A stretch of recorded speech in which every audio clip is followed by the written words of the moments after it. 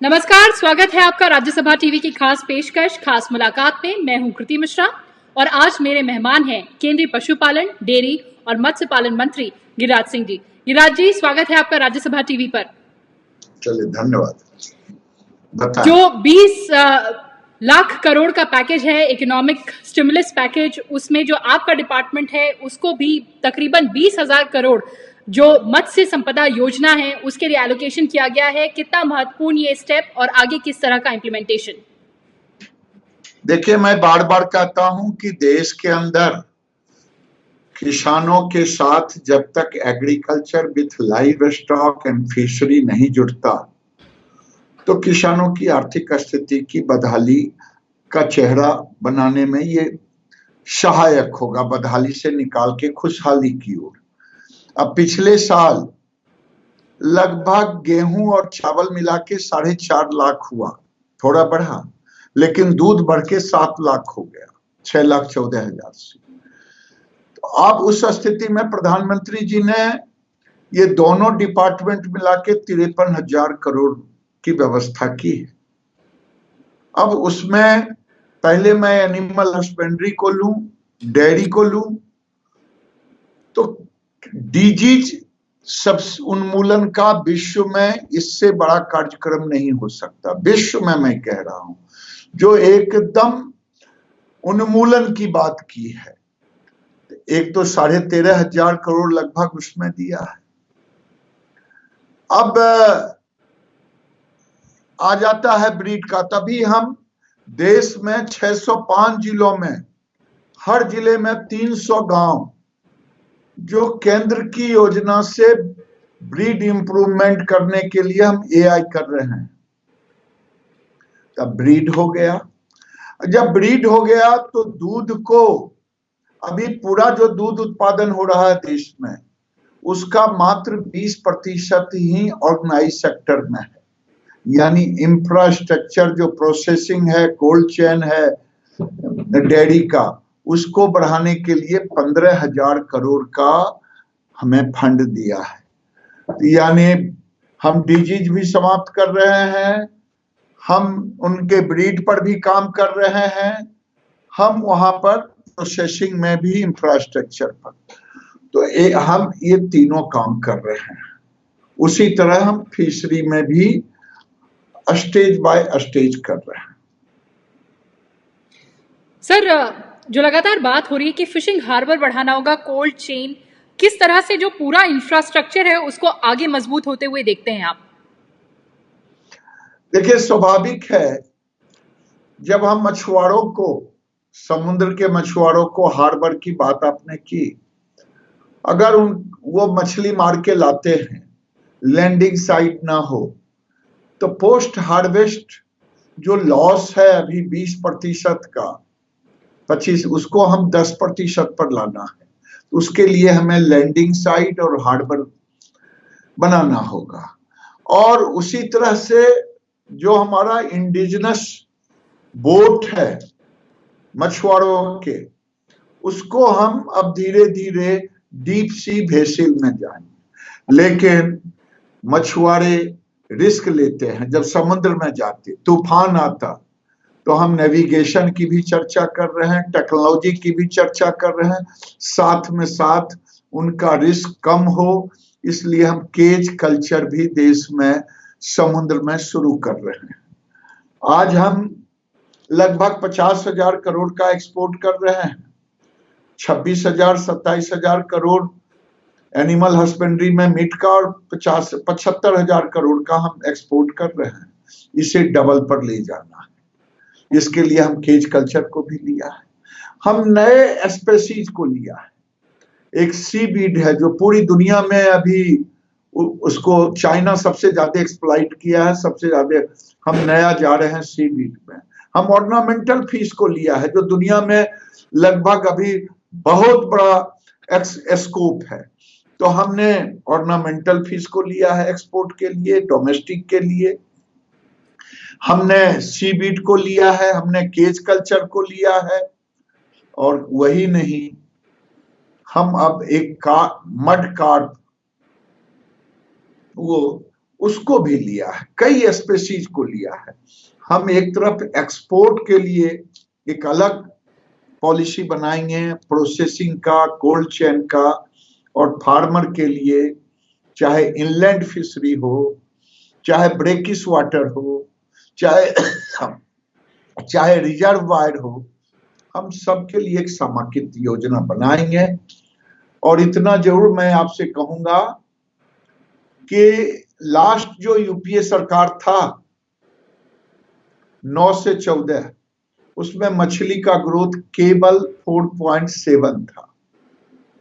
हमने blue revolution लाया मोदी जी के नेतृत्व में, जिसके कारण हम 7.7 पर गए, और अभी हम 10 मिलियन टन से, यानी 100 लाख टन से हम 150 लाख पर 19-20 तक आंकड़े हमारे पहुंच जाएंगे। जो अब आएगा हम उसे बढ़ा करके 22 और 24 मिलियन पर ले जाएंगे। ये मेरा एक रोड मैप अभी जो मेरे दिमाग में है, इंफ्रास्ट्रक्चर को बढ़ाना, कोल्ड चेन को बढ़ाना, प्रोसेसिंग को बढ़ाना, टेक्नोलॉजी को बढ़ाना। अब हमारे पास जमीन की कमी है, तो जो हम 1 हेक्टेयर में उत्पादित करते हैं, टेक्नोलॉजी को साथ लेंगे, बायोफ्लॉक जैसा टेक्नोलॉजी, वो 10,000 स्क्वायर फीट पे होगा। उससे थोड़ा कॉस्टली टेक्नोलॉजी है आरएस टेक्नोलॉजी, वो और ज्यादा प्रोडक्शन देगा कम जमीन में। तो हम दोनों तरफ काम कर रहे हैं। पिछले 5 साल में हमने 25,000 हेक्टेयर नया तालाब खुदवाए ब्लू रेवोल्यूशन में। एक तरफ तालाब को भी रखेंगे, बायोफ्लॉक को भी रखेंगे, आरएस को रखेंगे, कोल्ड चेन। अब देखिए हरियाणा, पंजाब, राजस्थान और पश्चिम उत्तर प्रदेश में सलाइन वाटर है। अब इस सलाइन वाटर किसानों के लिए अभिशाप, हम उसको अपॉर्चुनिटी में एक एक्सपोर्ट हब बनाएंगे। उन स्पेसीज को जो सलाइन वाटर में होगा वो एक्सपोर्ट होगा, इसलिए अपॉर्चुनिटी है। प्रधानमंत्री ने 20,000 करोड़ दिया है, उसका फल भी मिलेगा। जी बिल्कुल। एक और आपने महत्वपूर्ण बात की, वो है वैक्सीनेशन की। लक्ष्य ये है कि 100% वैक्सीन हो। जो 53 करोड़ से ज्यादा जानवर हैं देश में, जो लाइफ स्टॉक है देश में, कितना कठिन ये लक्ष्य, कितना मुश्किल ये टारगेट, और इसको अचीव करने का रोड मैप? बिल्कुल बिल्कुल सही कहा।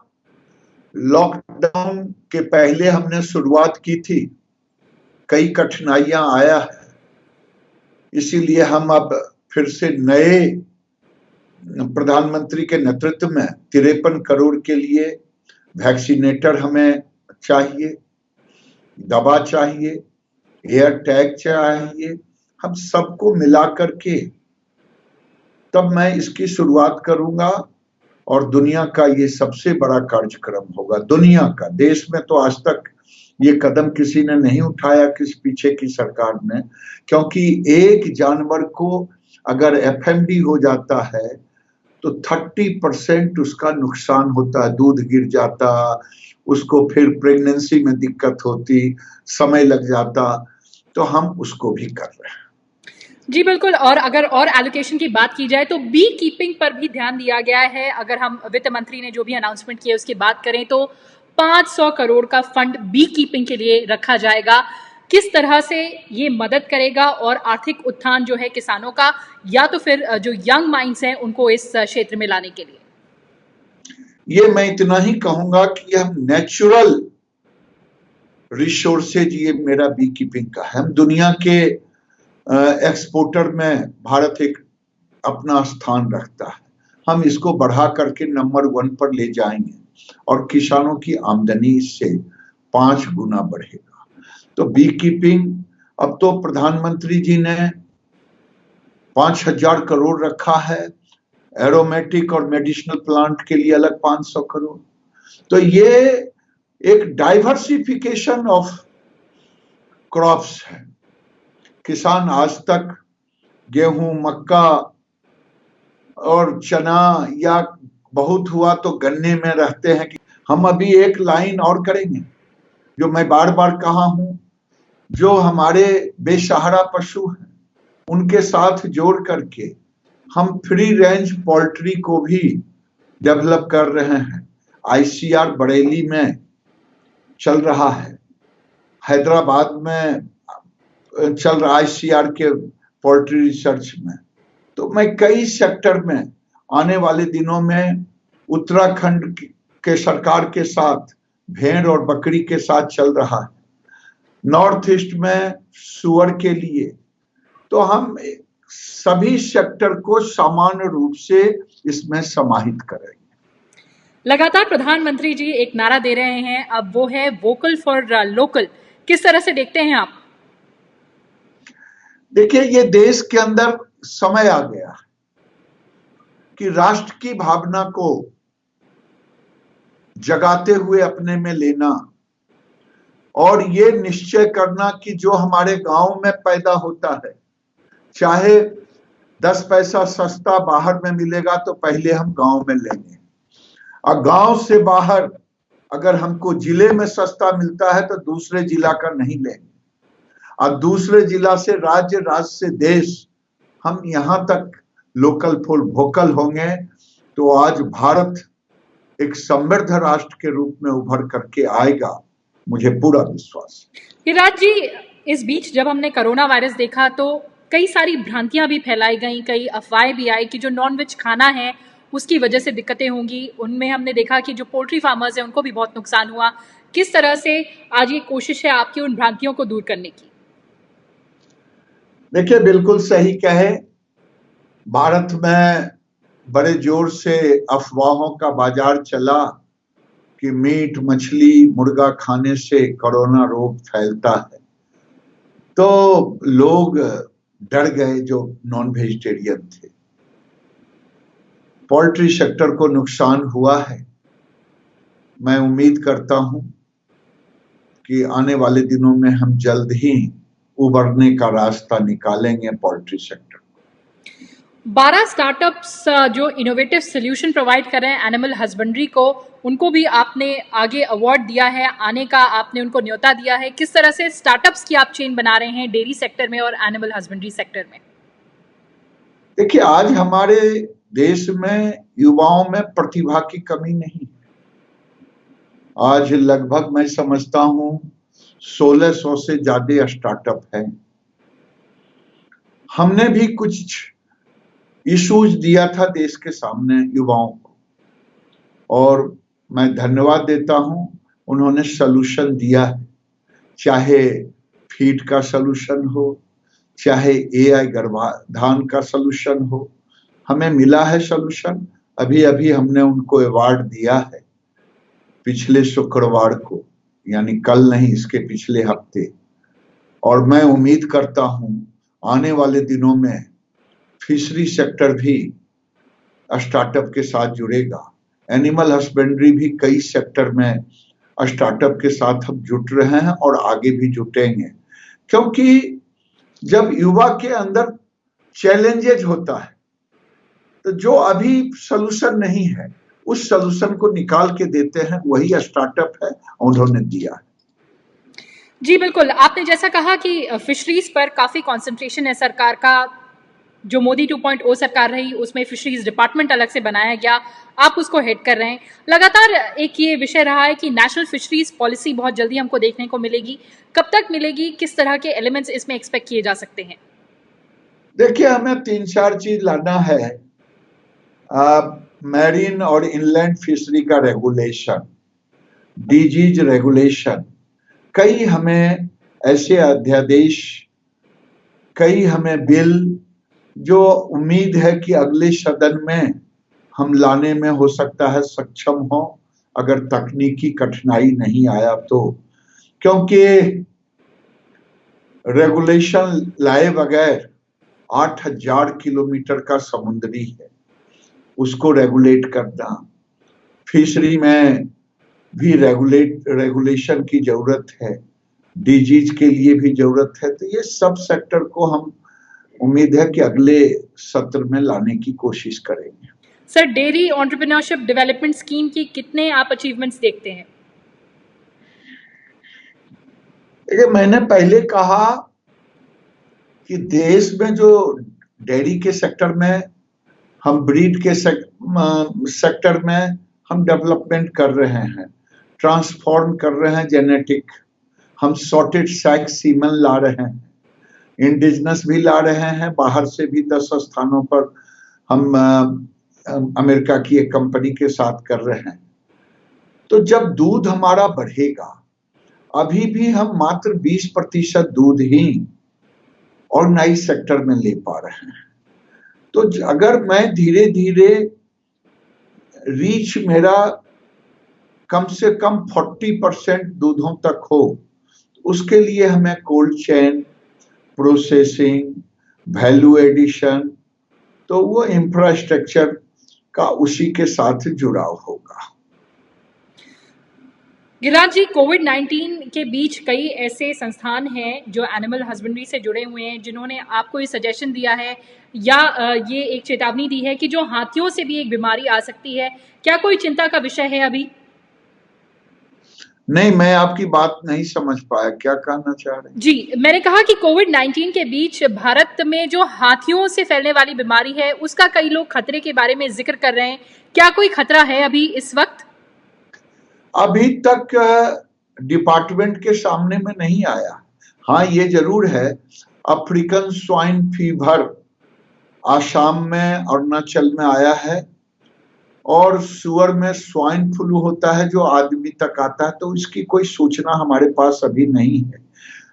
उड़ते कदम कभी कभी आता है, लेकिन इसका कोई कंफर्मेशन हमारे पास अभी नहीं है।